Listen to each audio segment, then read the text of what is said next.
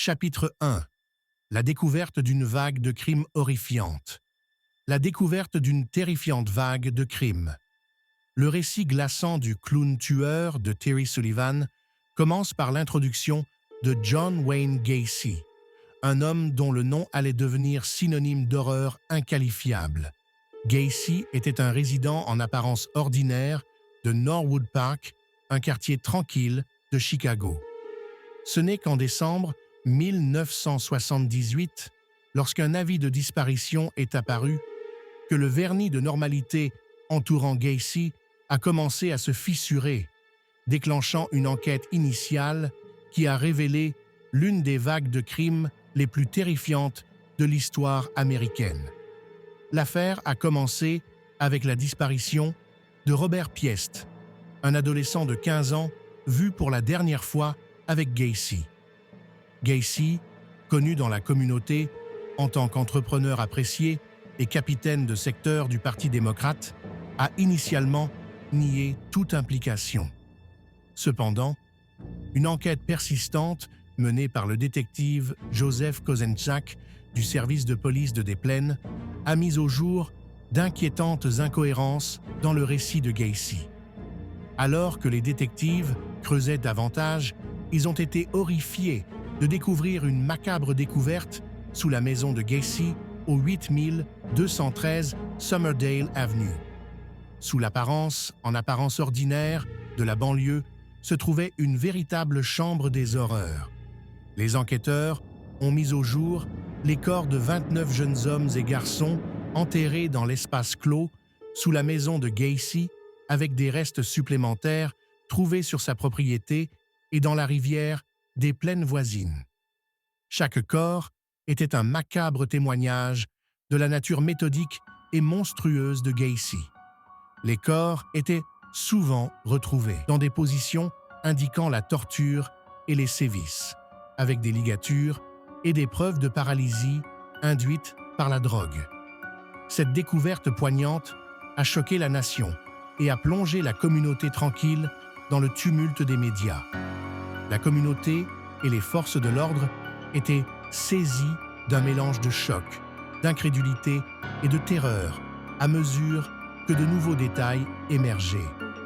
L'ampleur même de la brutalité de Gacy était presque incompréhensible.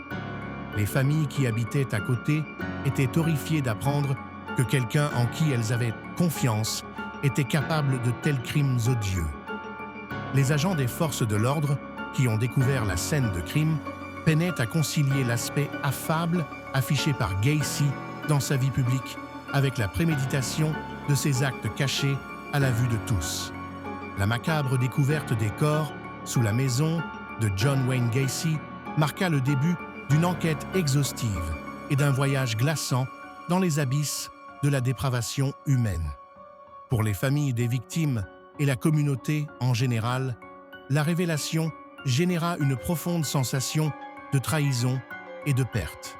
Au fur et à mesure que l'affaire se déroulait, il est devenu évident que Gacy menait une double vie, se présentant comme un citoyen modèle, tout en commettant en secret des actes d'horreur inqualifiables. Ce contraste serait davantage exploré lors de l'enquête ultérieure, révélant la vraie nature de l'homme derrière le masque. Chapitre 2. La double vie de Gacy, le pilier et le prédateur. John Wayne Gacy était un homme qui menait une double vie extraordinaire, qui a stupéfié non seulement ses victimes et leurs familles, mais aussi toute une communauté et au-delà. En apparence, Gacy était l'incarnation d'un citoyen respectable. Il était un entrepreneur prospère, organisant souvent de grandes fêtes de quartier et étant activement impliqué en politique locale. Militant ardent du Parti démocrate, il côtoyait des figures influentes, parvenant même à obtenir une photo avec la première dame, Rosalynn Carter. Gacy était considéré comme un individu responsable et travailleur, apparemment dévoué à améliorer sa communauté. Son côté bienveillant se manifestait dans son implication auprès d'organisations caritatives, où il endossait notamment le personnage de Pogo le clown. Vêtu de son costume extravagant et visage peint, Gacy divertissait les enfants dans les hôpitaux et lors d'événements de collecte de fonds, ce qui lui valait une admiration et une estime supplémentaires. Cependant, cette façade publique contrastait nettement avec la vie secrète monstrueuse qu'il menait. Derrière des portes closes, Gacy était un prédateur. Il utilisait son charme et sa position pour attirer de jeunes hommes et garçons chez lui, où il les soumettait à des abus inqualifiables, allant jusqu'au meurtre. Son personnage de clown, bien qu'apparaissant jovial et innocent, est devenu une méthode pour piéger ses victimes, ajoutant une couche grotesque d'horreur à ses crimes.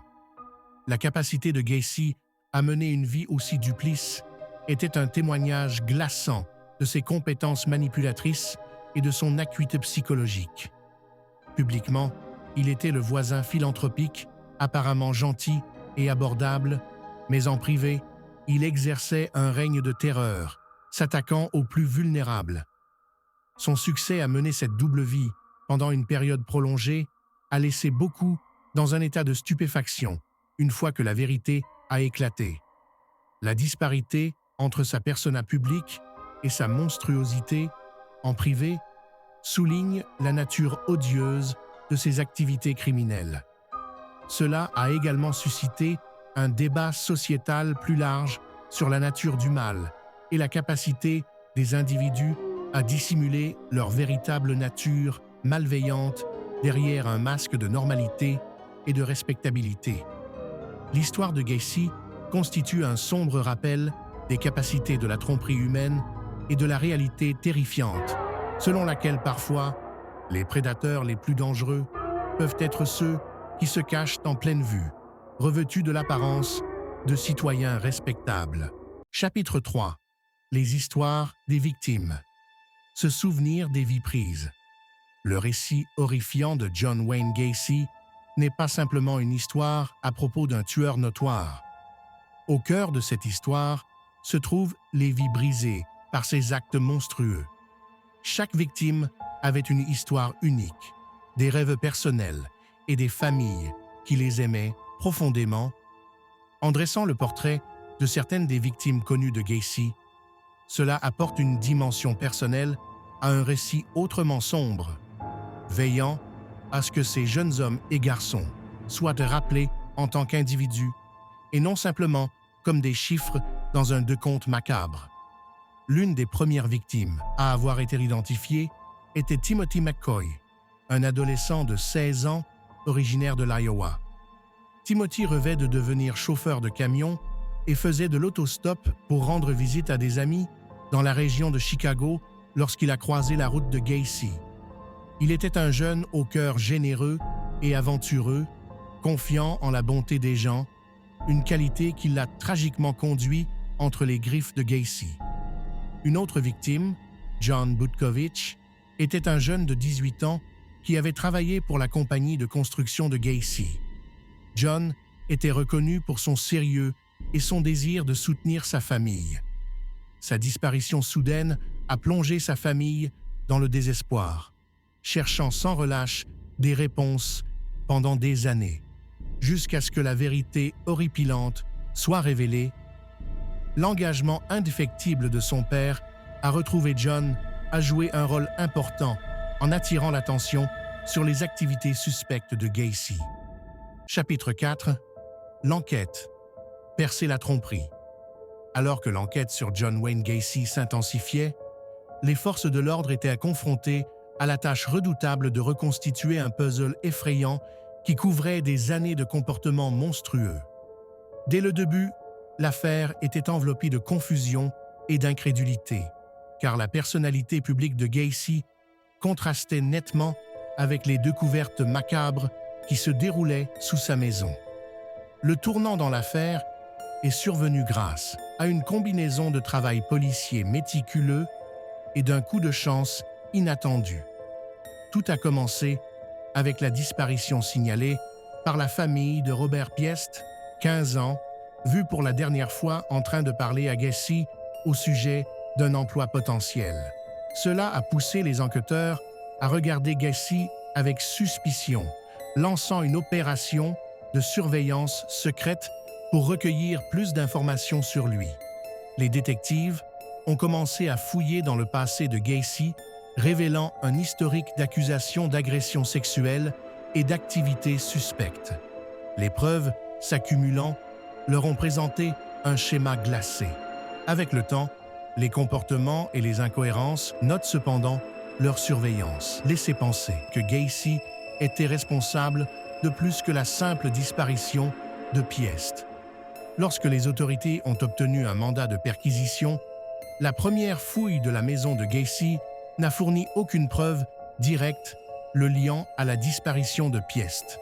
Cependant, ils ont découvert des objets appartenant à d'autres jeunes disparus, renforçant leurs soupçons. L'enquête s'est intensifiée et un deuxième mandat de perquisition a été réclamé. La deuxième fouille de la maison de Gacy s'est révélée cruciale.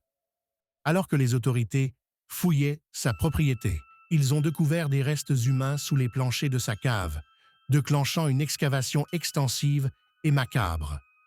La découverte de chaque nouveau corps ajoutait à l'horreur et à l'urgence de l'enquête, révélant un schéma systématique de torture et de meurtre. Un aspect crucial de l'enquête était l'interrogatoire de Gacy. Au début, Gacy a maintenu son innocence avec une assurance convaincante, exploitant sa personnalité charmante. Cependant, les interrogateurs chevronnés ont appliqué une pression psychologique et des questions prolongées qui ont finalement fait apparaître des fissures dans sa façade. Les enquêteurs ont utilisé des techniques qui ont mis en lumière les incohérences dans ses déclarations et les preuves directement liées à ses victimes, brisant progressivement les défenses de Gacy. Le point tournant est survenu lors d'un moment critique de l'interrogatoire où Gacy, ressentant le poids des preuves et des questions incessantes, a commencé à avouer. Il a révélé de manière horrifiante les détails de ses aveux, exprimant peu de remords pour ses actes. Les aveux de Gacy ont été corroborés par les preuves médico-logiques découvertes sur sa propriété, comprenant des os, des vêtements et des objets personnels liant les restes à leurs identités respectives. L'analyse médico-légale a joué un rôle monumental dans la consolidation du dossier contre Gacy. À mesure que l'enquête atteignait son apogée, il est devenu évident que le travail des forces de l'ordre local et du FBI avait mis au jour les agissements de l'un des tueurs en série les plus dépravés d'Amérique. La combinaison de pratiques d'enquête diligentes, d'interrogatoires stratégiques et d'examens médico-légaux approfondis a mis en lumière toute l'ampleur des atrocités de Gacy, menant à son arrestation finale et au début d'une bataille judiciaire visant à rendre justice aux victimes. Chapitre 5. À l'intérieur de l'esprit du tueur, analyse psychologique. L'esprit de John Wayne Gacy était un labyrinthe de contradictions et de recoins sombres, révélant un profil psychologique perturbé qui a fasciné et horrifié les experts pendant des décennies. Ces crimes n'étaient pas le résultat d'un simple opportunisme, mais étaient profondément enracinés dans un réseau complexe de problèmes psychologiques et d'histoires personnelles. Le comportement de Gacy était indicatif d'une personnalité psychopathique classique. La psychopathie se caractérise par un profond manque d'empathie, de l'égocentrisme et des comportements manipulateurs. Les experts plongeant dans la psyché de Gacy ont trouvé ces traits pleinement exposés. Il était capable de charmer ceux qui l'entouraient, maintenant la façade d'un leader communautaire jovial, tout en cachant son sinistre alter ego. Un facteur potentiel contribuant au comportement criminel de Gacy était sa relation troublée avec son père. Le père de Gacy était abusif, à la fois physiquement et émotionnellement, inculquant un sentiment d'inadéquation et de colère profonde à son fils. Cet environnement abusif aurait pu semer les graines des tendances violentes futures de Gacy, ainsi que son besoin d'affirmer le pouvoir et le contrôle sur ses victimes. La sexualité a également joué un rôle crucial dans la structure psychologique de Gacy. Bien qu'il fût marié en apparence et menât une vie hétérosexuelle apparemment conventionnelle, Gacy luttait contre ses désirs homosexuels, qu'il gardait cachés en raison de la honte sociétale et personnelle. Ce conflit interne aurait pu tordre ses impulsions sexuelles en quelque chose de beaucoup plus sombre, exacerbé par le besoin de dominer et de contrôler, se manifestant dans son traitement brutal de ses victimes masculines. L'utilisation par Gacy de sa persona de Pogo le clown met encore plus en lumière sa personnalité complexe et profondément perturbée. Cette persona a permis à Gacy de montrer une apparence d'innocence et de bienveillance, désarme efficacement ses potentielles victimes. Se transformer en Pogo lui a non seulement donné accès à des individus vulnérables, mais a également agi comme un masque psychologique, lui permettant de se dissocier de ses actes odieux. Cette dissociation est une caractéristique commune parmi les tueurs en série, fournissant une barrière mentale entre leur vie normale et leurs actions monstrueuses. La nature méthodique des crimes de Gacy témoigne également de sa mentalité calculatrice et méticuleuse. Il a utilisé diverses tactiques pour prendre le contrôle de ses victimes, telles que des tours de menottes, leur offrant des emplois ou les attirant avec la promesse de drogue ou d'alcool. Cette préméditation rusée souligne la précision glaçante avec laquelle Gacy opérait. Les psychologues légistes qui ont étudié l'affaire de Gacy ont constaté qu'il correspondait au profil non pas de n'importe quel tueur en série, mais de quelqu'un motivé par une pulsion mêlant des pulsions psychosexuelles violentes à un besoin puissant de domination. Cette pulsion rend souvent ces individus inarrêtables jusqu'à ce qu'ils soient physiquement maîtrisés, devenant la force motrice principale de leur vie. Dans l'ensemble, le paysage psychologique de John Wayne Gacy était rempli de conflits non résolus, de désirs déviants et d'un profond manque d'empathie. Chapitre 6. Le procès et la condamnation. Justice pour les victimes. Le procès de John Wayne Gacy a été un moment historique dans les annales de la justice pénale, attirant une attention médiatique généralisée et un examen du public. Il a commencé le 6 février 1980 dans le comté de Cook, Illinois. La salle d'audience s'est transformée en un théâtre de confrontation dramatique, où l'accusation et la défense ont exposé leurs arguments avec ferveur et détermination. L'accusation, menée par Terry Sullivan, a méticuleusement présenté les preuves accablantes contre Gacy. Cela comprenait les témoignages des agents des forces de l'ordre qui avaient découvert les restes de 29 jeunes hommes et garçons dans l'espace de rampe sous la maison de Gacy, ainsi que d'autres victimes retrouvées dans la rivière des Plaines voisines. Les experts médico-légaux ont pris la parole pour détailler les découvertes glaçantes et les méthodes utilisées pour identifier les victimes. Leurs présentations scientifiques ont renforcé la réalité horrifiante des crimes de Gacy. Les témoins clés incluaient des personnes qui avaient échappé de justesse aux griffes de Gacy. Leurs témoignages étaient terrifiants, offrant un aperçu de la terreur vécue par ceux qui avaient souffert aux mains de Gacy.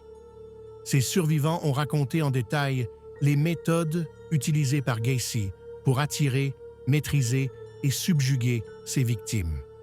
Leurs récits ont corroboré les preuves physiques, dressant un tableau clair de la brutalité de Gacy.